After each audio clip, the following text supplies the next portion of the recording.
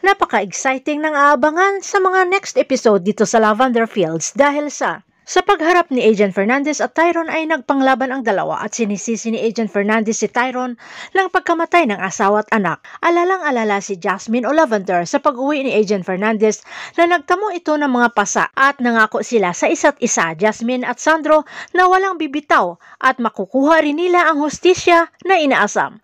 Tinanong naman ni Ma'am Aster kung ano ang rason ng pag-alala ni Jasmine sa Inlea Agent. Lalo na't halos magkandahalikan na ang dalawa, Jasmine at Sandro. Pero hindi dito natapos ang dalawa, Sandro at Tyrone, at muling nagkita para mag-usap ng maayos. Nasa pagharap nila ay sinabi ni Tyrone kay Agent na tinanong si Sandro kung bakit hanggang ngayon ay hindi pa rin mabibitawan ni Agent Fernandez ang kaso ni Jasmine Flores. Habang si Tyrone naman ay inamin dito sa kay Sandro na nagpaakit siya umano kay Jasmine Flores at nang gusto niya nang bumitaw o kumalas ay bin-blackmail si Tyrone ni Jasmine Flores. Walang kaalam-alam si Tyrone na naka-record ang kanyang sinasabi at napakinggan ito ni Jasmine Flores. Gigil na gigil si Ma'am Aster Fields nang narinig ito at alam na alam ang kwento ng buhay ni Jasmine kaya alam na puro kasinungalingan ang sinasabi lahat ni Tyrone de Vera. Samantala, dumalaw si Gio sa kay Mira at nakita ang journal na ginawa ni Jasmine Flores sa labas ng bahay at nandoon ang larawan ni Vittorio Benavides at Iris Benavides.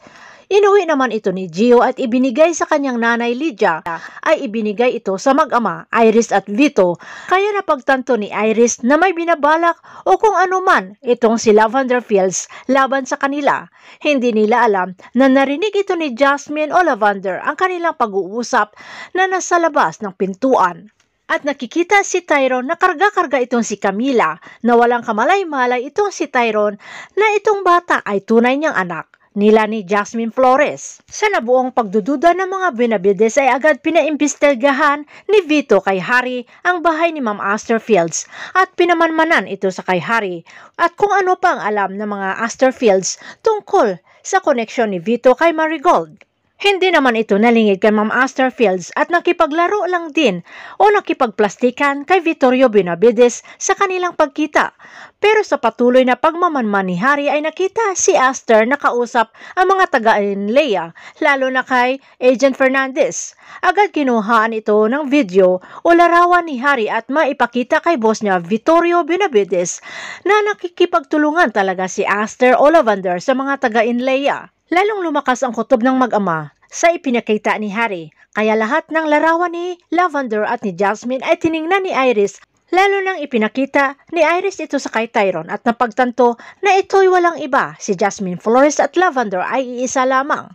At napag-alaman ni Iris na matagal na pala silang pinaglalaruan ni Jasmine Flores. Sa pagkabuking ng katotohanan sa pagkatao ni Jasmine o Lavender ay sumugod sila Tyrone at Harry at iba pang mga tauhan sa bahay na pinagtatagpuan nila Jasmine at Sandro. Pero naitawag na ito ni Ma'am Aster Fields at pinapatakas si Jasmine Flores. Nadiskubre na rin ni Iris tungkol sa DNA test ni Jasmine at Camila na alam na ni Iris na hindi pala totoong anak ni Lily at Lance si Camila, kundi anak ni Tyrone at Jasmine Flores. Habang si Jasmine ay dumiretso sa bahay ni Lily at sinabi ang katotohanan at kailangan niyang itakas si Camila bago pa man gamitin o saktan ni Iris itong si Camila. Pero may tanging hiling itong si Lily dito sa kay Jasmine Flores na wag sabihin ang totoo sa kay Camila na hindi siya ang tunay na ina. Nagkaroon ng habulan at parang nasiraan ng bait si Iris na ang goal ay mapatay si Jasmine Flores, ang kabit ni Tyrone de Vera, na pinapamadali itong si Harry para habulin ito o hanapin si Jasmine Flores, habang si Jasmine ay nasukol ni Tyrone at binalaan na wag na itong tumakas at sa pagharap ng dalawa ay tinatanong ni Jasmine si Tyrone kung papatayin siya. Dito nagpanglaban ang dalawa, Jasmine Flores at Tyrone de Vera. Aaminin kaya ni Tyrone ang totoo na hanggang ngayon ay mahal niya si Jasmine Flores at poprotektahan niya ito laban sa mga masasama, tulad sa ipinangako ni Tyrone kay Andres, ang ama ni Jasmine Flores. Abangan na lang natin ang susunod na mga episode dito sa Lavender Fields.